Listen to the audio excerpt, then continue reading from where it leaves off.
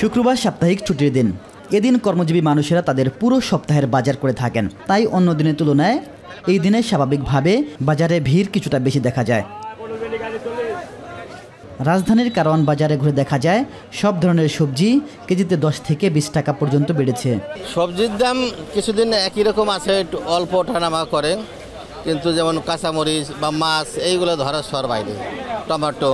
তারপরও গত বছরে তো অনেকটা নিয়ন্ত্রণে আছে, তারপর তরকারিটা মোটামুটি আছে, কিছু দামের মালের দাম কিছুটা বাড়ছে, যেমন মরিচ এখন তো বর্ষার সিজন কিছুটা বাড়ছে। টানা বৃষ্টি ও বর্ষাকাল হওয়ার কারণে বাজারে সবজির দাম কিছুটা বাড়তি, এমনটি বলছেন বিক্রেতারা। টানা 3-4 দিন বৃষ্টির এখন বর্ষাকাল চলছে, সেই কারণে সবজিগুলো বেশি, কারণ নিচু এলাকার সবজিগুলো নষ্ট হয়ে গেছে, উঁচু এলাকার সবজি অল্প অল্প আসে দেখে এগুলো দাম বেশি। ক্রেতা আপনার সব সবজি গেছে সপ্তাহ থেকে এই সপ্তাহে 20 থেকে 30 টাকা বেশি। এদিকে অধিকাংশ মুদি পণ্যের দাম স্বাভাবিক অবস্থা থাকলেও বেড়েছে ডাল ও তেলের দাম।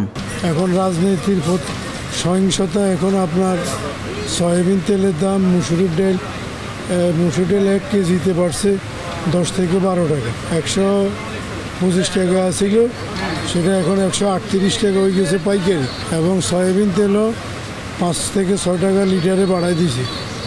এখন চালের মৌসুম হওয়ার পরও দিন দিন দাম বেড়ে চলছে অভিযোগ করে সরকারের সঠিক মনিটরিংয়ের আহ্বান বিক্রেতাদের।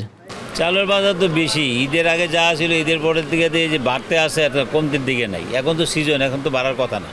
এই কর্পোরেট কোম্পানিগুলো যদি মিনিপ্যাকই থাকে, বিগ প্যাক মানে অনুমোদন না দেয়, তাহলে দামটা অনিবার্য কমবে। তবে এটা যদি তদন্ত করে জিনিসগুলা খতিয়ে বের করে যদি এর কোনো ব্যবস্থা নেয়, তাহলে মনে হয় যে মানে চালের দামটা আপনার দ্রুত কমে আসবে। বাজারে ব্রয়লার মুরগি 150, সোনালী মুরগি কেজি 280 টাকা দরে বিক্রি হচ্ছে।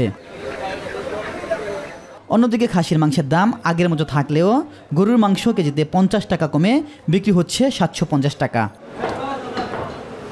ইলিয়াস মাতবর, মাই টিভি, ঢাকা।